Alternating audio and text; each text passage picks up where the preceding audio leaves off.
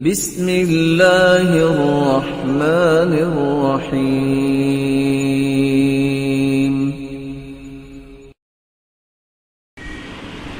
دوسرا کام جس سے انسان کا دل پاکیزہ ہوتا ہے، بہت سارے لوگ اپنی نیکی پہ اعتماد اور گھمنڈ کرتے ہیں، لیکن بتاؤ کائنات میں محمد الرسول اللہ صلی اللہ علیہ وسلم سے بڑھ کے بھی کوئی متقی دنیا میں آیا ہے؟ ایسی ہستی جس کا کوئی گناہ نہیں، اس جیسی ہستی اللہ نے پیدا ہی نہیں کی، نہ قیامت تک پیدا ہو سکے گی۔ لیکن کیا فرمایا؟ اِنَّهُ لَيُغَانُّ عَلَى قَلْبِي، میرے صحابہ میرے دل پر بھی پردہ سا آ جاتا ہے، میں پھر اس پردے کو کیسے دور کرتا ہوں؟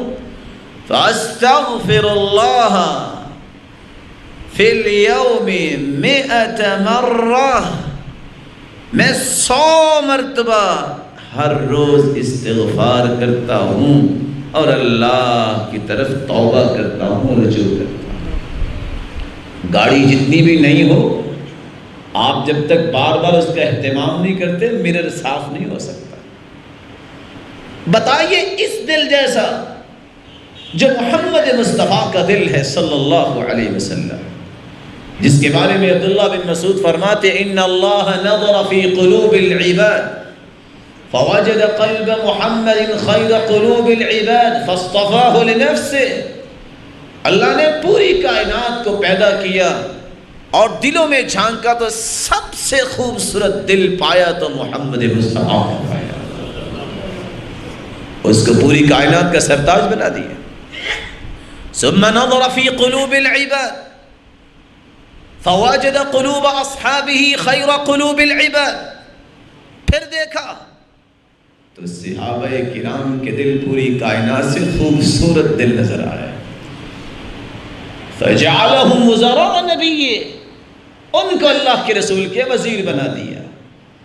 وہ دل جس طرح کا دل کائنات میں ہے ہی نہیں، وہ اس دل کو ہر وقت صاف رکھنے کے لیے کیا کہہ رہے ہیں؟ استغفر اللہ، استغفر اللہ، استغفر اللہ۔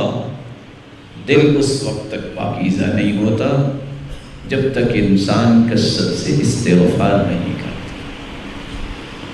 انسان کے تخیلات، تصورات، انسان کی سوچ کے زاویے، ان سب چیزوں کا تعلق دل سے ہے۔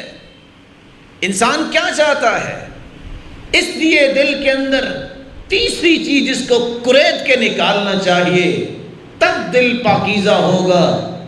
اس دل میں شہرت، ریاکاری، دنیا کی خوشنودی اور نیت فاسد اور فاسد ارادے، غلط تصورات، اس وقت تک انسان ان سے نہیں بچ سکتا جب تک ابو بکر صدیق رضی اللہ تعالی عنہ کی روایت کے مطابق یہ دعا اپنی زبان پہ نہیں لاتا۔ اللہ کے رسول صلی اللہ علیہ وسلم نے فرمایا، میرے صحابی یہ دعا پڑھ لو، اللہم انی اعوذ بک ان اشرک بک شیئا وانا اعلم واستغفرک لما لا اعلم۔ یہ دعا تم پڑھ لو گے، اذهب اللہ عنک صغار الشرک وکباری، اللہ تعالیٰ تجھے شرک اکبر اور شرک اصغر، ریاکاری سے بھی محفوظ فرما دے۔ یا ایہا الانسان ما غرک بربک الکریم۔